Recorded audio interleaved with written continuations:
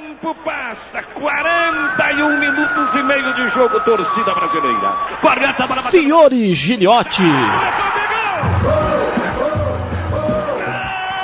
No dia 2 de setembro de 1999, ele falou bastante sobre a arte de narrar uma partida de futebol para a Universidade São Judas Tadeu, em São Paulo.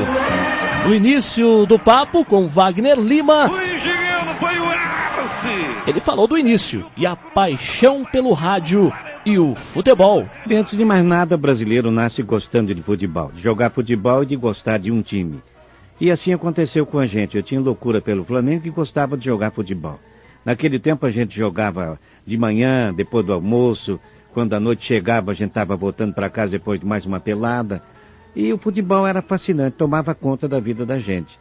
Mas eu residi em Lins durante 20 anos em frente do campo do Clube Atlético Linense. Joguei no infantil, joguei no juvenil.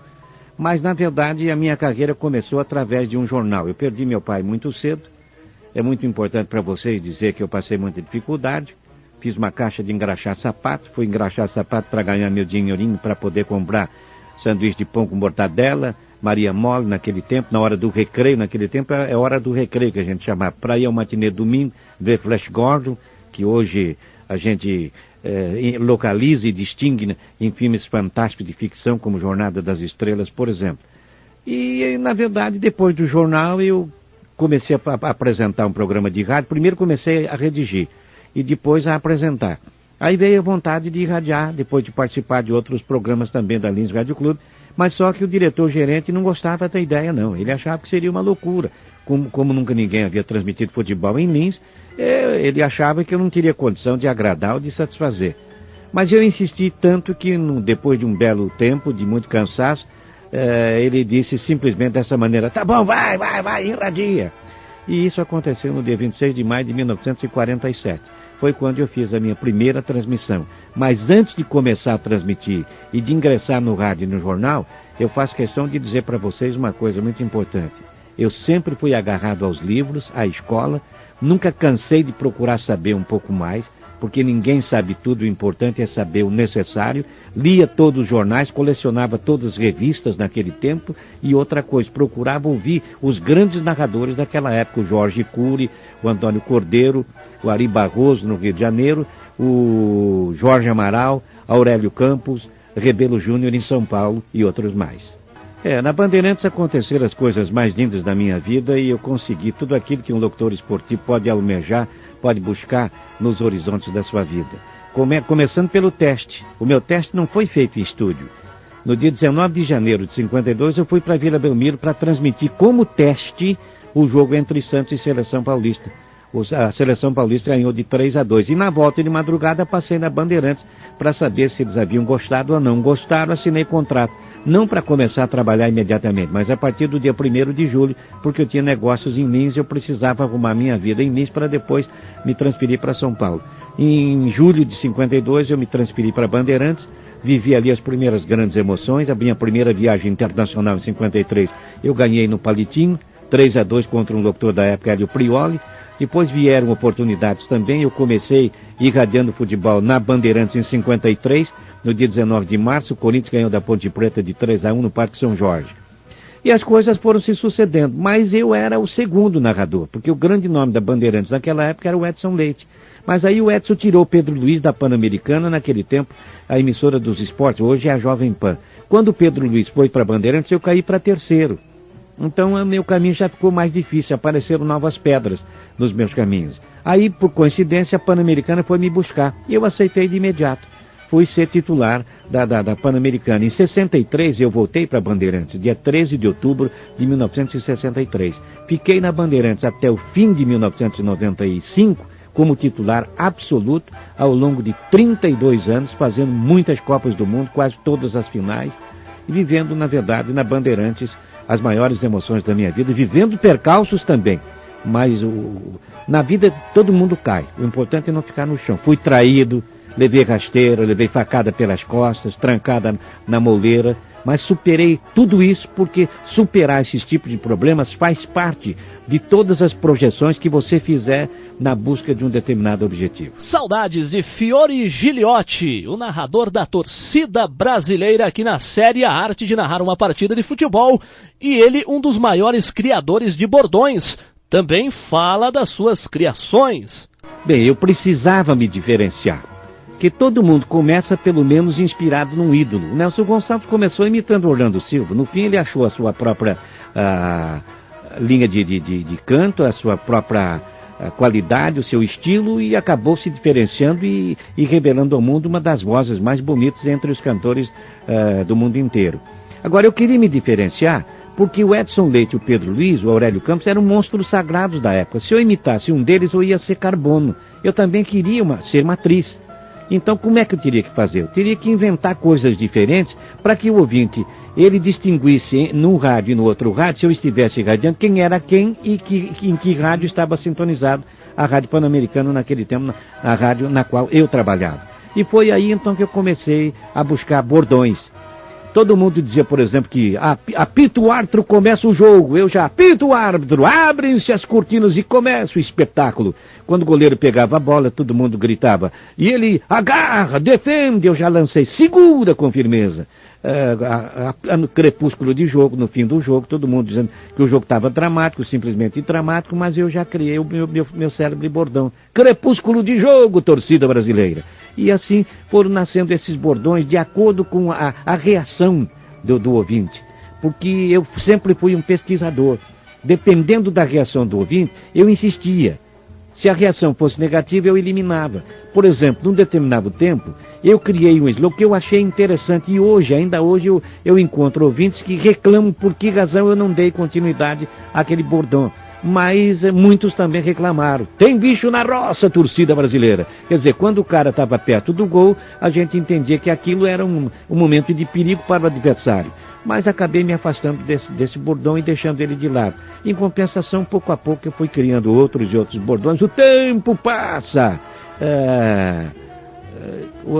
Na Copa de 78, de acordo com as dificuldades que o Brasil enfrentava, eu lancei o Aguenta Coração. E Aguenta Coração é bordão exatamente de Copa do Mundo. Aguenta Coração! Quer dizer, a coisa está dramática, está difícil, então a gente grita Aguenta Coração. Balão subindo, balão descendo, cabeça na bola, ele sossega a defesa do Corinthians. Quer dizer, então são coisas diferentes para marcar um estilo que vai se consagrando no interesse e na aceitação popular, na medida em que esses bordões estiverem ajudando. E foi o que aconteceu com a minha própria carreira. De repente, quando o Edson parou, o Pedro Luiz também parou, todo mundo me distinguia com facilidade, porque o meu estilo prevaleceu e eu fui o sucesso. É claro que aquela famosa pergunta não poderia faltar. O time do coração do saudoso narrador de futebol Fiore Giliotti. Meu time de coração é o Linense. Eu joguei pelo Linense, morei 20 anos na frente do campo do Linense. Então a minha paixão futebolística no estado de São Paulo é o Linense. Agora, nacional, eu sou Flamengo. Uma vez Flamengo, Flamengo até morrer. Que em todos os gols que eu gritei nessas gravações que vocês puseram, a minha linguagem foi diferente. E a preocupação que eu sempre tenho de fazer uma legenda diferente e de preferência uma legenda bonita e emocionante. Isso também é muito importante para vocês que estão estudando e querendo ser narradores esportivos. Agora, a televisão, eu jamais gostei de televisão, sinceramente, não faz o meu gênero. Eu nasci para fazer rádio. Participo de programas de vez em quando. Antes de eu sair da Bandeirantes, queriam que eu participasse do programa, do departamento de esportes da TV Bandeirantes, fazendo piloto, coisa e tal, mas não fazia meu gênero. Eu acho que a televisão é muito fria, ela mostra uma cara fria, e o rádio não, o rádio é alma e é coração. Por isso que eu sou rádio e vou ser rádio até morrer. Para aquele que tem o sonho de ser narrador de futebol, Fiore Giliotti também deu as suas dicas. Olha, a garganta, acima de tudo, precisa de descanso e de cuidados especiais. Nada de gelado, nada de sereno, cuidado com o vento. Você vê, eu não estou trabalhando, porque eu vou recomeçar, se Deus quiser, na Record, no dia 1º de dezembro. Mas eu andei tomando friagem por aí, em pescaria, já me pegou a garganta. Agora, eu não tomo gelado, procuro não tomar friagem, eu não tomo banho frio. São cuidados meus. Às vezes, Em outras pessoas a reação pode ser outra e completamente diferente. Mas é preciso outra coisa, é preciso achar a sua colocação de voz, de acordo com o seu ritmo. Uma vez que você acha a sua colocação de voz, você vai embora. Que é uma coisa que eu achei, por isso que aos 71 anos de idade eu ainda coloco a minha voz com naturalidade. Porque sem a colocação de voz, você desequilibra, você se desgasta, você exige demais das suas cordas vocais e atrapalha. Porque a gente busca, através da colocação de voz, não apenas o equilíbrio vocal, o equilíbrio naquilo que a gente diz, na tonalidade da voz, mas a própria indução, ou seja, a volta da voz através do fone. E é isto que dá a você a tranquilidade para você desenvolver com mais calma e com mais tranquilidade o seu trabalho. Olha, eu vivi emoções fantásticas. Se me perguntarem, por exemplo, qual foi a maior emoção da minha vida, eu diria não foi no futebol. Foi no Pantanal pescando com a minha mulher quando nós fomos atacados por abelhas na Europa. E escapamos, graças a Deus. Agora, em matéria de futebol, eu vivi a maior emoção, indiscutivelmente, na Copa de 62, porque foi a minha primeira Copa. E quando foi? O Pelé saiu no segundo jogo contra a Tchecoslováquia. No terceiro jogo, o Brasil enfrentaria a Espanha, que era o grande bicho-papão daquela Copa. Aí, sai o Pelé e entra o Amarildo. Mas quem era o Amarildo? Para ocupar o lugar do Pelé e principalmente ocupar um lugar tão importante nas esperanças da própria torcida brasileira. O Heleno Herrero, grande treinador, o treinador da moda, fazendo apostas à vontade, dando entrevistas descaradas em todos os jornais, rádio e televisão do mundo inteiro, dizendo que apostava na Espanha, dando 3-1 em função da vantagem que a Espanha tinha, teoricamente, sobre o Brasil, principalmente sem o Pelé. E nós começamos perdendo por 1-0. Então aquilo foi como uma flechada na minha esperança e no meu coração e na minha vida de jornalista. Falei, meu Deus do céu, estou fazendo a primeira Copa do Mundo e o Brasil, se perder da Espanha, ele já sai. Bom, aí o Amarildo fez o primeiro. Aí o Brasil cresceu.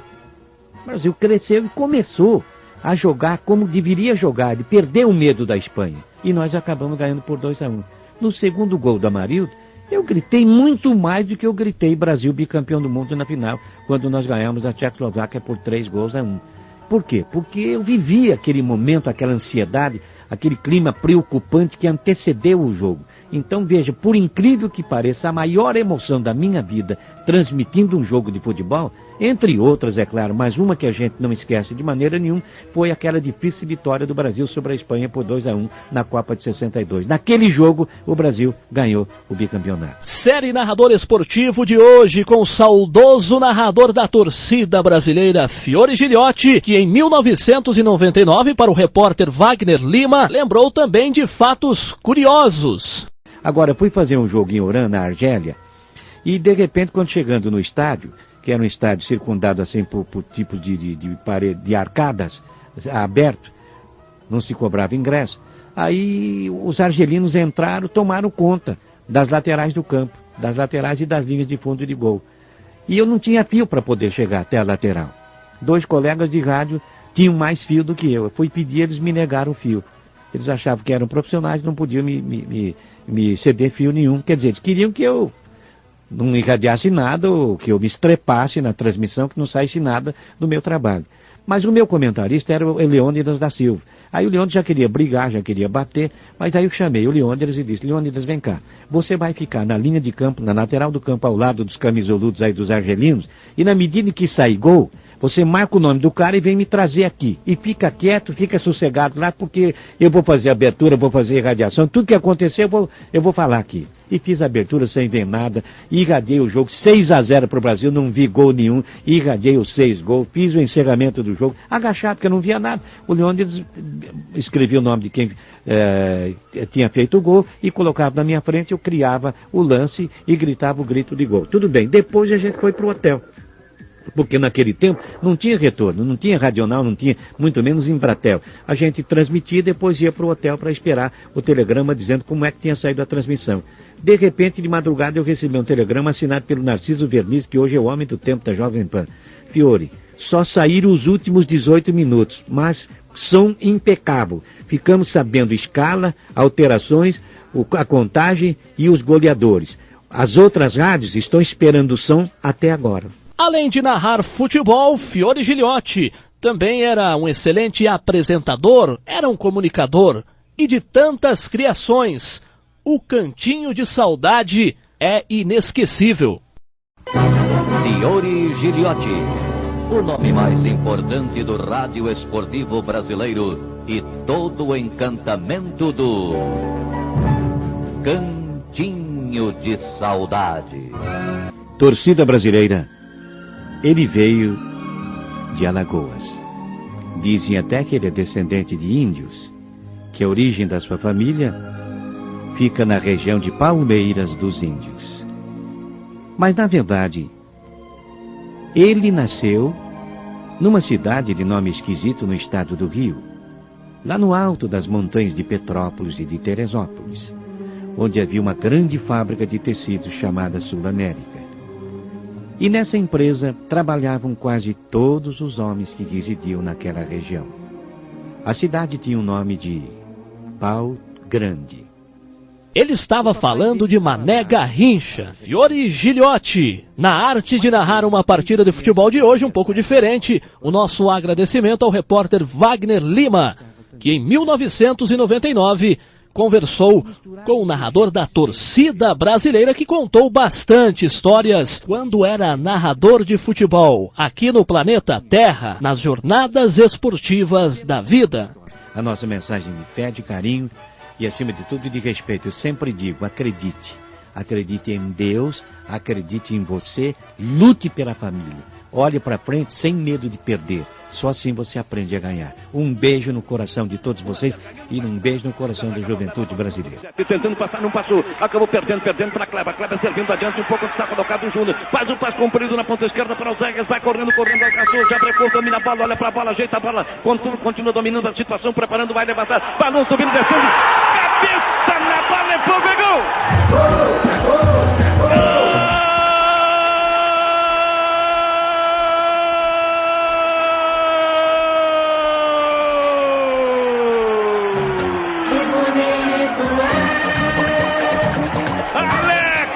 O menino de ouro, Alex, cabeça na bola, Alex com talento e precisão, escora o cruzamento de Oséias, abrindo o jogo, abrindo a defesa, jogando pela ponta esquerda. A bola subiu quando descia, a ascensão de Alex fazia nascer o sonho do gol.